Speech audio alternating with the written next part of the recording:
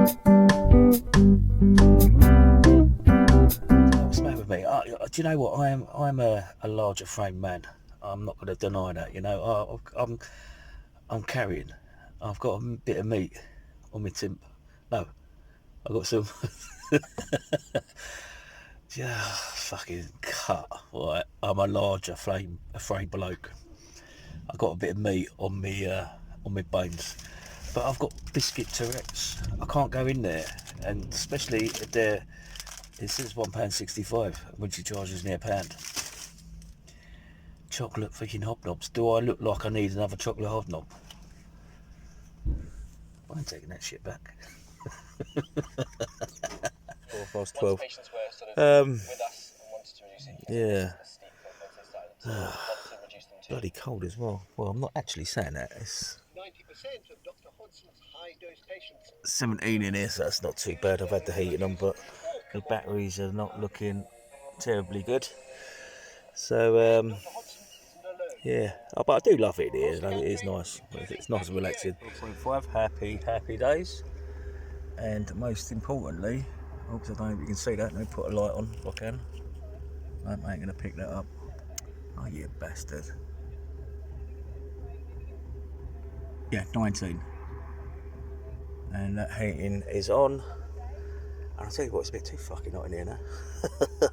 Yeah, I ain't fucking moving. That is me done for tonight.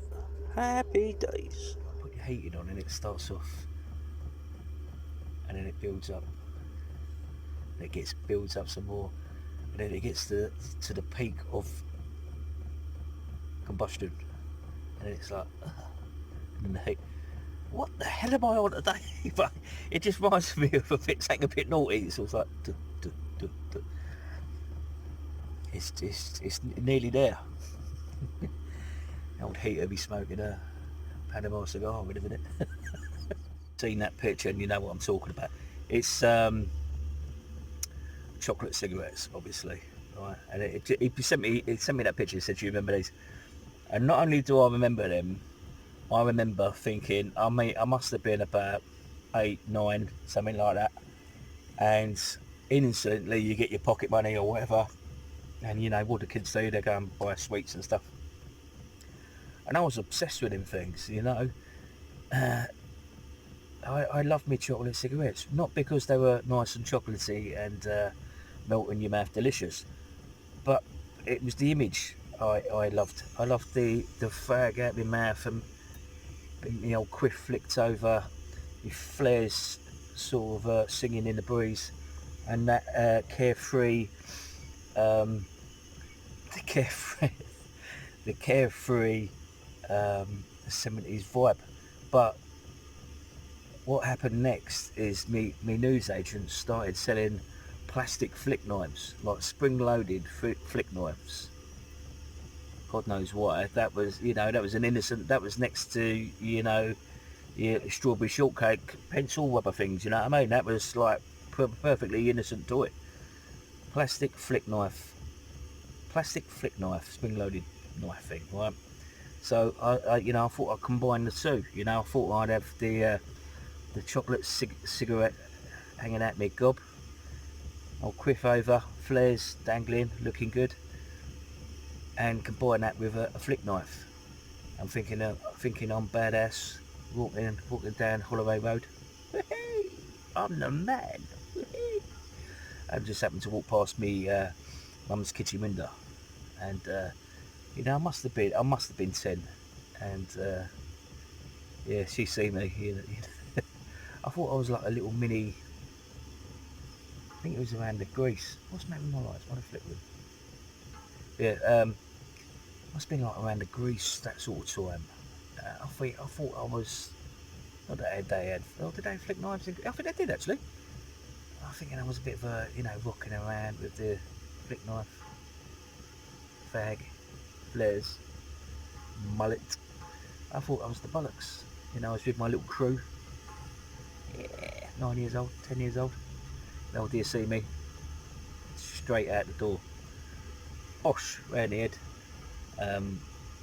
Chocolate cigarettes went for a Burton, and the flick knife was never to be seen again.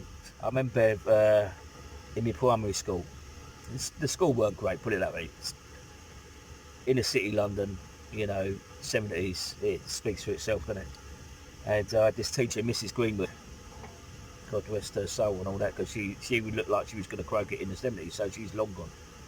And you know, like you used to put your hand up, sitting on a carpet and that story time, and you put your hand up, and it's just, who wants a spare milk? And it was like, get this, if you could extend your arm, you would have done, because you couldn't get any further higher, you know. And but we had it where sticking our hand up, you know, I mean, just before story time was going to start, who can empty her ashtray? It was like a privilege to empty the lazy kid's ashtray. She used to have one of those green glass. See, this thing, I can't remember yesterday, but I can remember a fucking ashtray. Green glass ashtray, and she smoked Rothmans of all things. They were harsh fags. They were like cigars, and she smoked them fucking dirty things. And she used to smoke in the classroom and all that. You know what I mean? She used to mark your work, and a fucking dollop of fag ash would fall on your page. And you just think it's brilliant. Yeah, and just put my hand up, and one day she picked me. Oh, is that the kettle done? Go on in, scream then. Scream! And she picked me to, ow, you bastard. Oh, yeah. And she picked me to empty her ashtray. But the privilege of it, I was made up. I was like, I am the nuts. I'm going to lift this whacking great big saucer of a ashtray, walk over, bowl over, happy as Larry, dump the ash into the metal bin in the corner. I'm thinking that I am the nuts. I'm just watching this crowd of nicotine, sweaty, fag ashy vapour. I was thinking that was brilliant. And then the lazy fucker bought in, she had the, you know, them bottles, like the whiskey bottles, you know, you see in the booze, massive things.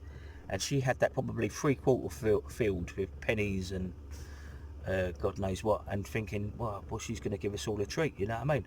Nah, our lesson was to count her pennies, I shit you not, to count her pennies and put them into little plastic bags so she could go and cash them up. It's Thatcher's fucking Britain for you. No wonder I'm in this van and in this predicament after, you know, my ambitions at such an early age was, I hope she picks me to empty her ashtray, and subservient, bleating, penny canting slave for her.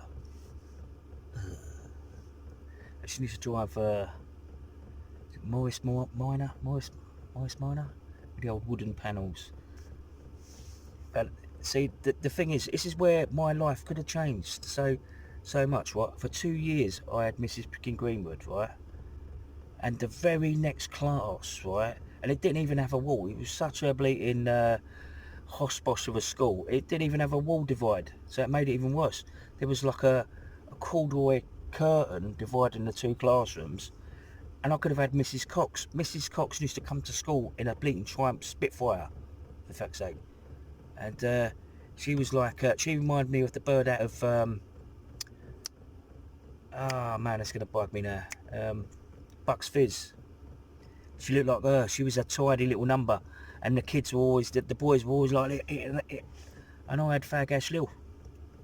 If I was just another 2 foot, if I would have made it past that curtain, my life could have been different. Mrs. Cox, you let me down. Yeah, but she was nobbing Mr. Winter anyway. We all knew that. We all knew Mr. Winter was having a slice. Never mind. Right, I'm going to enjoy my tea. I'm going to have a well-deserved hobnob, and I'm going to shut the fuck up. Right, catch you later.